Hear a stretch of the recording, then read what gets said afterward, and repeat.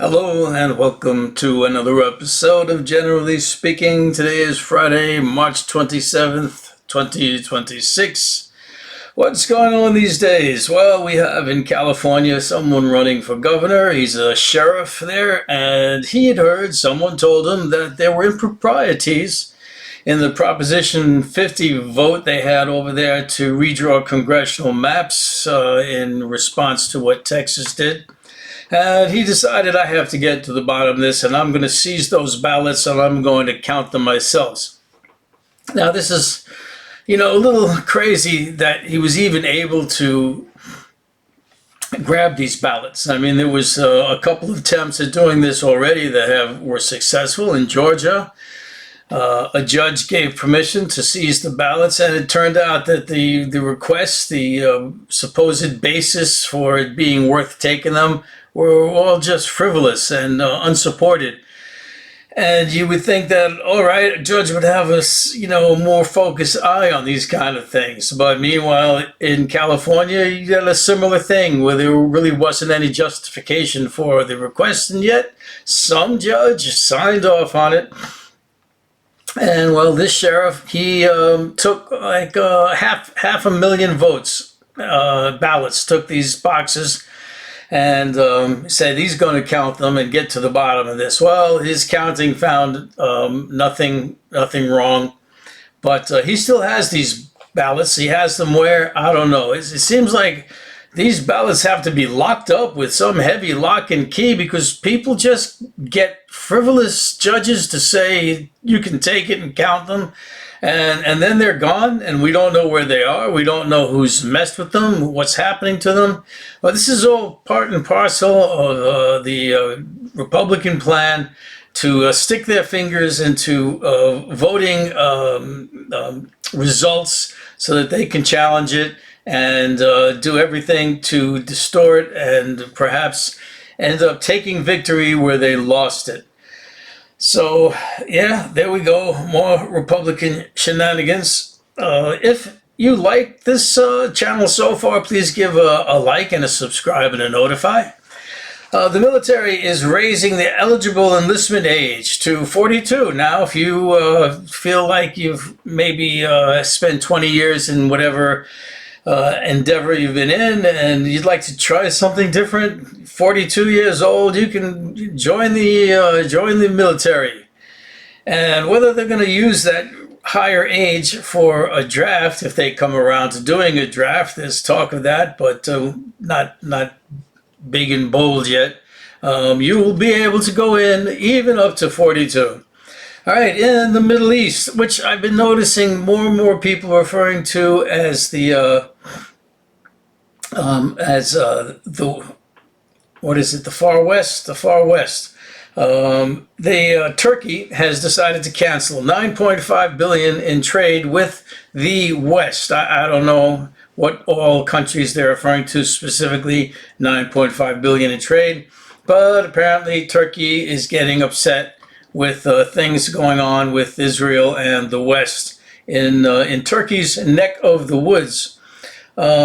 War is expanding into Iraq now. There are, in Iraq, besides the government, there are local militia groups supported by the government, approved by the government, and they've been attacking U.S. bases. I guess they had an issue with the United States coming into their country some decade back, and that still left a bad taste in their mouth, and so they're attacking U.S. bases now, and the U.S. is retaliating. So we know the war in Iran, the U.S. is attacking territory in Iraq.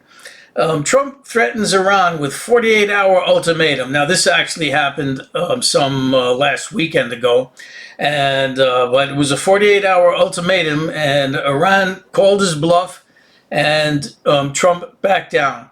So this is interesting for two reasons. One, just that he backed down, I guess, in itself. And why did he back down? Because Iran threatened to blow up every gas, water salinization, electricity generating facility in the region if Iran got similarly attacked. And you might think, what does the United States care, right? That's all over there. I'll just destroy you anyway.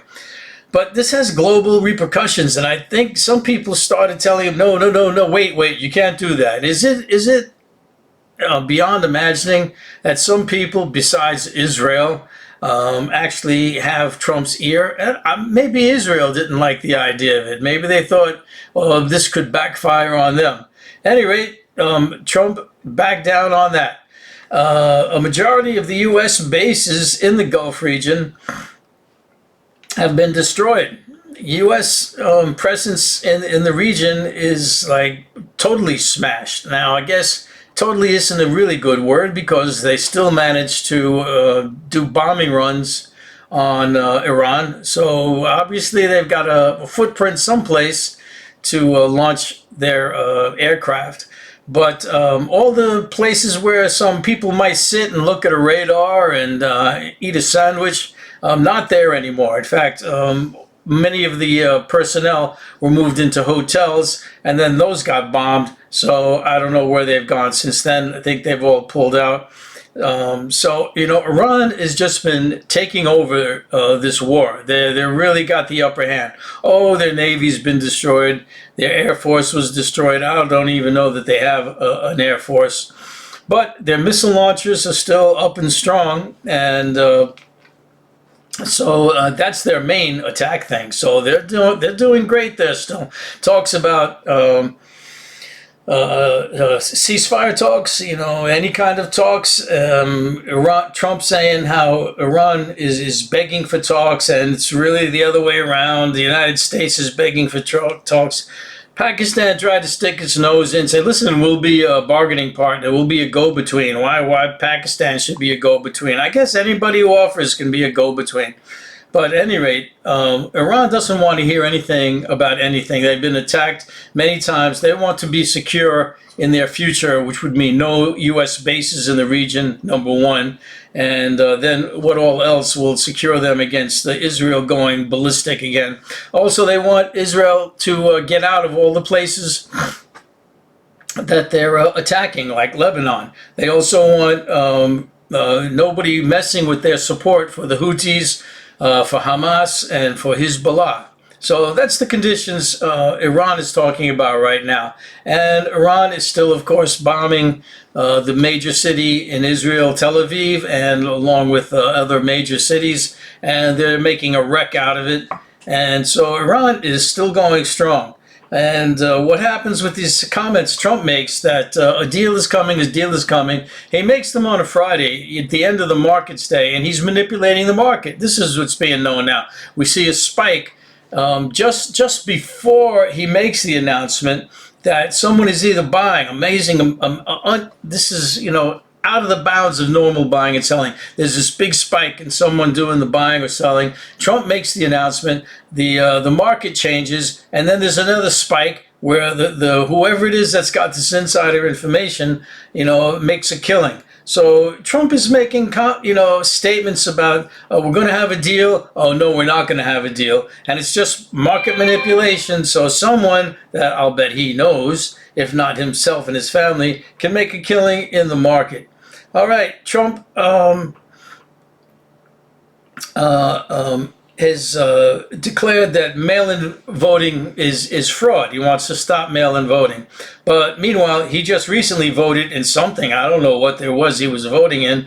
But he did it by mail. He did mail-in voting. So, does he really think this? Apparently not. What he thinks, and everyone says, is that mail-in voting happens mostly by Democrats. So the idea is, let's stop the Democrat mail-in voting. All right, the Gulf states are rethinking the security that they want to have in the region. They originally were depending on the United States. Have your bases here, and you'll keep us secure. And meanwhile, they don't have any real protection of their own. It's all let the United States do it. Well, now the United States bases just made them a target. And there's been no protection of them. There's been plenty of protection for Israel. Any anti-missile missiles, any radar systems that need to be replaced, they get replaced in Israel first. So the Gulf states are starting to rethink how are we going to do this? Save us from threats. And I'm thinking, what threats? Nobody's threatening you. There's no threats going on in the Mideast at all, except, of course, from Israel. Why don't they all just make pacts with each other? I mean, they all are dealing with each other right now.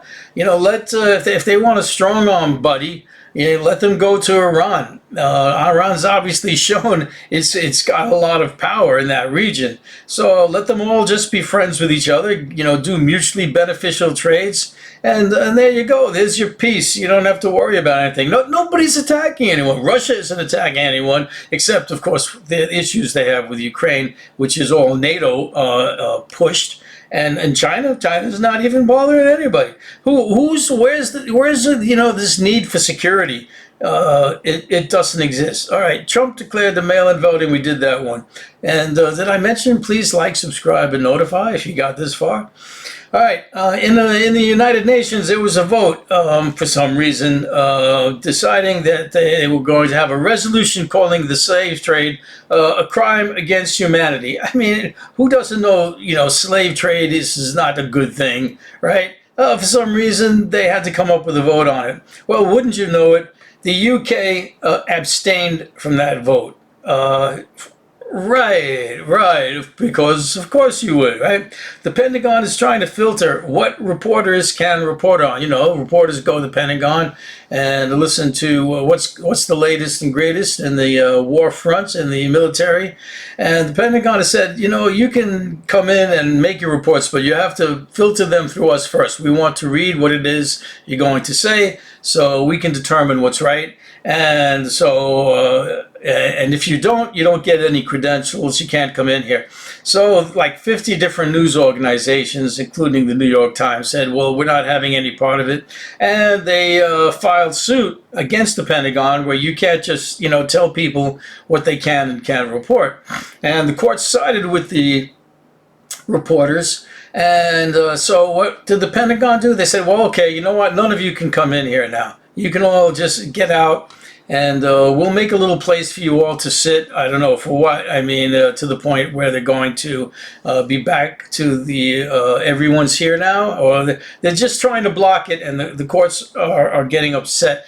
Courts are getting more and more upset. Now, I just say courts, I mean not the Supreme Court, because they're totally in Trump's pocket, but the lower courts are getting upset with the way the administration and all of its departments just do any and anything in defying what the courts want.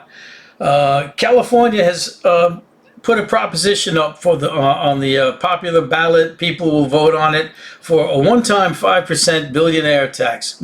Just a one-time 5%. To help pay for, health care and, goodies for the social population, for one-time 5% billionaire tax. Now, this comes on the heel with a couple of other states who've been proposing millionaire taxes, not a one-time thing, but as a regular thing. But here's California, the biggest economy in the country, proposing a 5% billionaire tax. Just 5% on billionaires. And I saw one of these billionaires complaining, we already pay one of the highest rates. And what did he say? 13%? What, you call that the highest? That's definitely not the highest. But he thought, well, another 5%, that's going to break us. I'm leaving here. I can't put up with a 5%. Like, it didn't make any difference to him. There was a time under Eisenhower when if you were up at that top income bracket, the tax rate was 90%. And it was described during those days as the golden age of everybody could afford, a one-person income could afford a home and send your kids to school, have some vacation, have a car. And now, two people working can barely afford to rent an apartment. So at any rate, a 5% billionaire tax, this is a great thing. It shows that the progressive ideas of tax the rich is starting to just trickle through into the general population. New York City hospitals will stop sharing data with Palantir. Palantir is that big company wants to know everything about everyone and keep it in a database to share with the government so that they can do whatever nefarious things they want, monitor your Instagrams, your YouTubes, your any kind of communications, and decide whether you're a terrorist because you decide you don't like the policy that the government's involved in.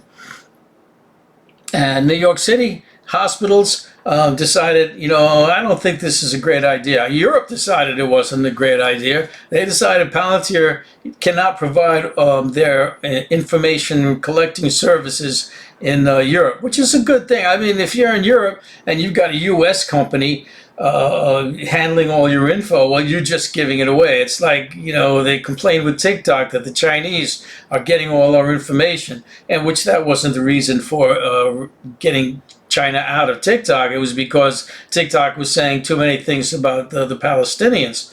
But at any rate, the New York City hospitals will stop sharing data with Palantir.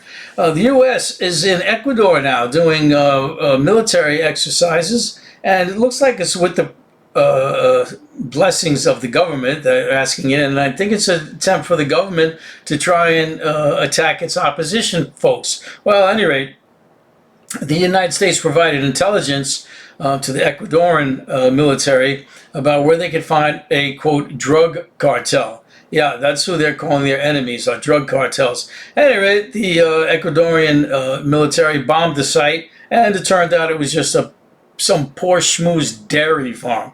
Great intelligence, intelligence is obviously not the greatest. It shouldn't be called intelligence. Well, there you go. Hope you liked it. Hope you liked, subscribed, and notified. Thank you for watching, generally speaking, and take care.